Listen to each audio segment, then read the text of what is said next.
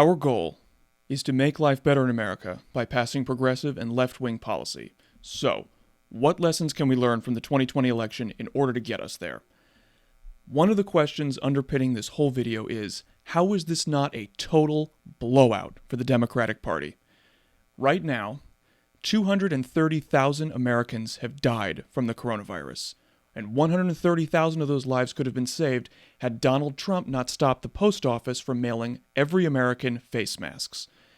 In our country today, we are experiencing a depression where 60% of all businesses are permanently closed, where 16% is the real unemployment rate, and where 30 to 40 million renters fear eviction. And yet, despite all that, we've been stressed out all week, not knowing who the president would be. I want to compare this to 2008, because, like 2008, this was a referendum election on an unpopular Republican president who crashed the economy. And yet, Barack Obama won 365 electoral college votes. Joe Biden is barely going to crack 300. And while Joe Biden certainly doesn't have the Obama charisma or magic, Obama won by 7 points nationally, and Biden won by only 3 points nationally. In 2008, House Democrats picked up 21 seats, and then they picked up 8 seats in the Senate, whereas Republicans have actually stolen a few House seats from Democrats here in 2020. And the Democratic gains in the Senate will be anywhere from 1 to 4. Democrats might not even get a majority in the Senate. It's like if it were 1932, after Herbert Hoover crashed the economy, ushering in the Great Depression, and almost half the country voted for him instead of Franklin Roosevelt. It's completely baffling. So I compiled a list of 5 lessons. Number 1, tens of millions of Americans are horrible bigots, but they aren't a majority of the country. I wanted to start off with what we probably have the least control over. 70 million people voted for somebody who is an open racist and an obvious sexist. I'm willing to give some of those 2016 Trump voters a little bit of slack, because you know that there were some of them that said, I can't stand Hillary Clinton. Her husband ushered in NAFTA, ripped away my job. I hate the establishment. I don't know about this Trump guy. Oh, God, okay, I'll vote for Trump. But it's a different story in 2020. We've seen what Trump has done. He's not a wild card. We've seen the kids in cages. We've seen his inadequate response to COVID and to the economic depression. And despite the fact that Trump did not run against free trade as he did in 2016, against the bankers and the elites and Wall Street as he did in 2016, despite all, he actually gained votes. It's a given that Republicans win the racist states. It's not in doubt that Trump was going to win Mississippi and Alabama. And while I'm sure Trump increased voter turnout among racists because he motivated them to get out to the polls, we have to get real that racists were pretty motivated to vote against Barack Obama. And yet Barack Obama won Florida, North Carolina, Iowa, Ohio, and Indiana, all 5 of which Biden lost. In the 12 years that separate the Obama victory from the Biden victory, we've had older white people die and be replaced in the voter pool by the younger generations, who are the least racist generations in American history. Democrats nearly lost strongholds Pennsylvania, Wisconsin, and Michigan. Can we really say that that's entirely racism? Can we really say that racism and white supremacy is 100% the motivator for those 2 times Obama voters that went for Trump? The point that I'm trying to make here is that white supremacy can be both the number 1 motivator of Trump voters, but also not be the only factor in making this election a tight race. I hope that we don't despair too much, because 70 million is ultimately only 1 out of every 3 eligible voters. White supremacists understand that they are a minority in this country, and that their numbers are dwindling. Just think about all the Ann Coulters of the world who are freaking out about the browning of America. But these people aren't a majority of America. Let's not equate 48% of people who voted in the 2020 election with the entire country. This is the last gasp of the 50s white man. They came out in droves, but it's their last gasp. Number 2, voting on its own is not enough. Get active. I'm a socialist. I'm not a fan of Joe Biden. But man, is it a relief that Trump lost. Ultimately, my fear regarding the results of this election is that history will repeat itself, in the sense that when Democrats are in power, liberals and moderates go to sleep. There's this meme, I'm sure everyone's seen it by now, that liberals just want to go to brunch. That's all they want out of defeating Trump, is to just, I just want to return to normal. And look, liberals and moderates, they didn't fight Bill Clinton when he was defunding welfare, when he was deregulating the banks. It wasn't liberals or moderates who got out in the streets in the Occupy movement to get some justice against the bankers who crashed our economy. It was young people, it was progressives, it was socialists. The problems that allowed for Trump to become the president in the first place, they're not going away just because Joe Biden won the presidency. If people's lives don't get better, watch out in 4 years, because we may get another Trump, but he might be smarter and more competent and therefore more dangerous. So if you're a liberal out there or a moderate and fighting so that everyone can have health care, if that's not enough of a motivation for you, I hope that fear of a future Trump is enough of a motivator. Because what we've seen in history, whether it's the labor movement of the 30s that brought about the New Deal and Social Security, the 60s civil rights movement that forced the government to institute the Voting Rights Act and the Civil Rights Act, or whether it was the gay rights movement forcing government to become more progressive. What we've seen is that activism works. Now, it's hard for me to encourage people to get in the streets because of coronavirus, but there are so many different ways of being active. And I don't just mean donating money. We saw through the Senate elections, Democrats in South Carolina, in Kentucky, raising unprecedented levels of money. Wasn't enough. So, before we get a vaccine, there are many ways to get involved. Text banking, phone banking. Get involved with organizations like the Sunrise Movement, who are engaging people in ways that allow you to socially distance. Politics is not something that you engage in once every couple years at the voting booth. What we've seen is that when social movements fade, corporations and elites fill the vacuum. Number 3, mainstream media failed to educate Americans about Trump's record.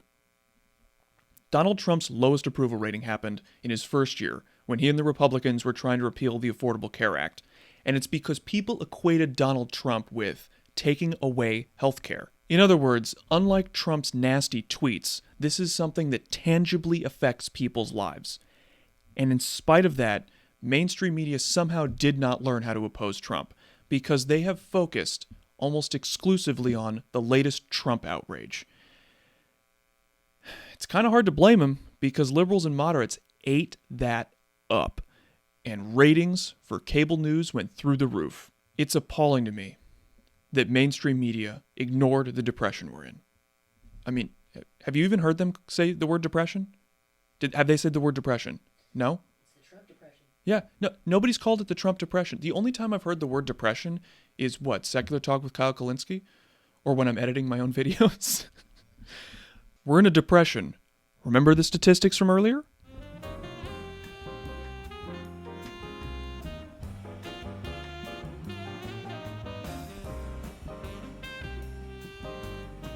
Trump's biggest lie, in my opinion, was that I oversee the greatest economy ever. And it's the one thing mainstream media couldn't seem to correct him on. Can you believe that this is the most appalling thing that I learned from this election? Among people who ranked the economy as their number one issue, 81% voted for Donald Trump.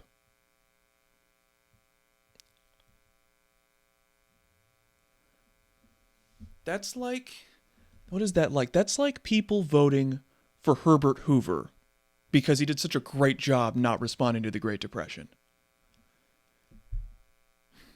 It's despicable how mainstream media is so detached from the problems of working people. And it's probably because people like Brian Williams got richer under Trump because of his tax cuts for millionaires and billionaires. It's just the argument that Biden was the most electable that could be a lesson in and of itself. We ultimately have very little control over how media operates because we don't make the hiring decisions.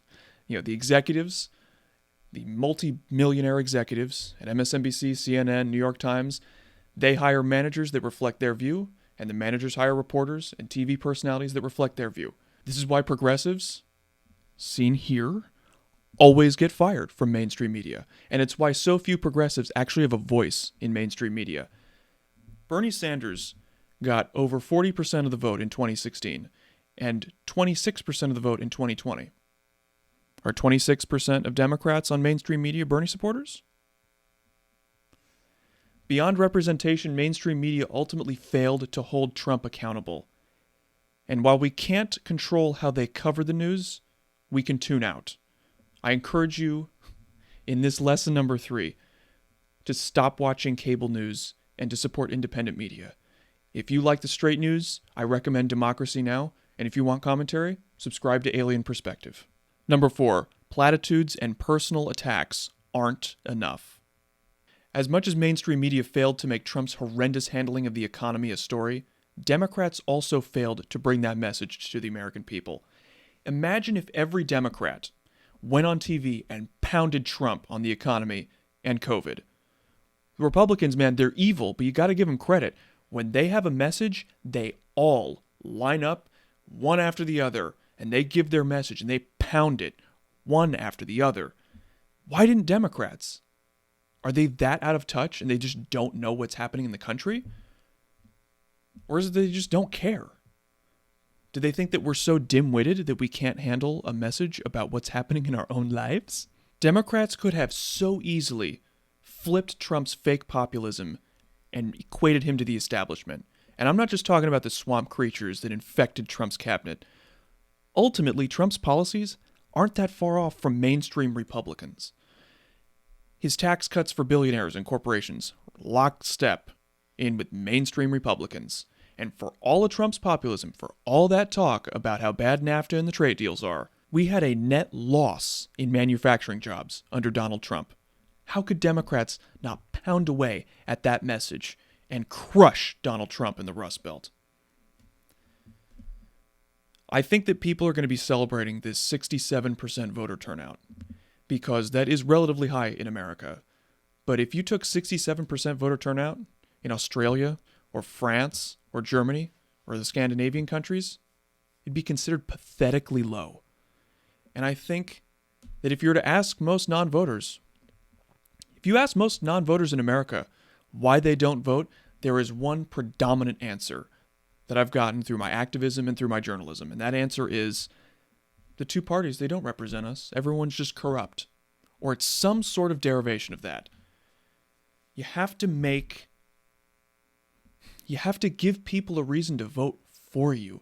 You can't just say they're bad, they're immoral. If you vote for our candidate, you'll be more moral than their voters. That's not much of a message. Trump was the worst president in American history on the environment. It was under Trump that the scientists came out and said that we have until 2030 or else it's game over for the planet.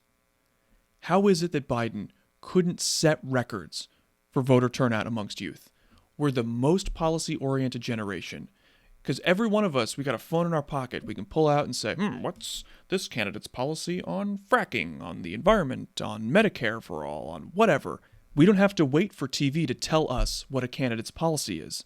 We didn't vote for Bernie because he's super charismatic. We voted for him because he's got the right policies. How is it that Joe Biden couldn't make an appeal to us, the people who will actually be affected by the degradation of the environment and by the climate crisis? How could he not get enough of us to come out and vote for him? How many more people would have been willing to wait hours in line if they knew that they were voting for a jobs program, if they were voting to cancel student loan debt? I just can't get over not running on Medicare for all in the midst of a pandemic. And one of the reasons I can't get over it is because we have a racist healthcare system that devalues black and brown lives. the very lives that the Democrats rely on as their base. And they couldn't stand up for those people. We know that COVID is hitting black and brown people hardest in this country. Considering that 70% of Americans want Medicare for all, considering that over 85% of Democrats want Medicare for all, and the Democratic presidential candidate couldn't represent the country, couldn't represent his own party's views, and couldn't represent his base. Number 5, there are no moderate Republicans. Joe Biden ran an anti-Trump but the Republican Party's salvageable campaign, as if Trump is some aberration. In 2016, 90% of registered Republicans voted for Donald Trump. In 2020, 93% of registered Republicans voted for Donald Trump. The Lincoln Project failed because there are no moderate Republicans. I think the primary reason why Democrats failed to take back the Senate, well, other than the fact that the Senate is totally rigged and it favors rural states that are Republican-led, but other than that, the primary reason that we have control over is because Joe Biden did not stick Donald Trump to the rest of the Republican Party. What makes him think that he's going to be able to work with nut jobs like Lindsey Graham? How is Susan Collins still a senator? How is Susan Collins still a senator? She's got to be the weakest candidate that I've ever seen in the Senate. And somehow she won. What the fuck? Comment below if you have an answer to this. What policy of Donald Trump's did mainstream Republicans actually oppose? What policy differentiates Donald Trump from the rest of the Republican Party? The Republican Party is the Trump Party. We have to come to terms with this if we're going to actually defeat them. Because on the politician level, they did not oppose him. And on the voter level, well, 93% of them voted for Donald Trump. So many Republicans, I'm not even talking about the super bigoted white supremacist crowd. A lot of Republicans are so attached to the message of, you know what, in America, the American dream is real. You get what you earn, and what you got is what you deserve. There are so many white Americans who are attached to the idea that their wealth, that their privilege is not arbitrary, and that they really earned it. And there's nothing that's going to cut away at that insecurity that keeps them to that idea. So those are my first 5 lessons. I have a lot more. If there's anything I can do, it's make a list. So subscribe to Alien Perspective. Comment below if you think I missed anything. I will read them, and maybe one of them will make it into a future video. This is Alien Perspective. Thanks for watching.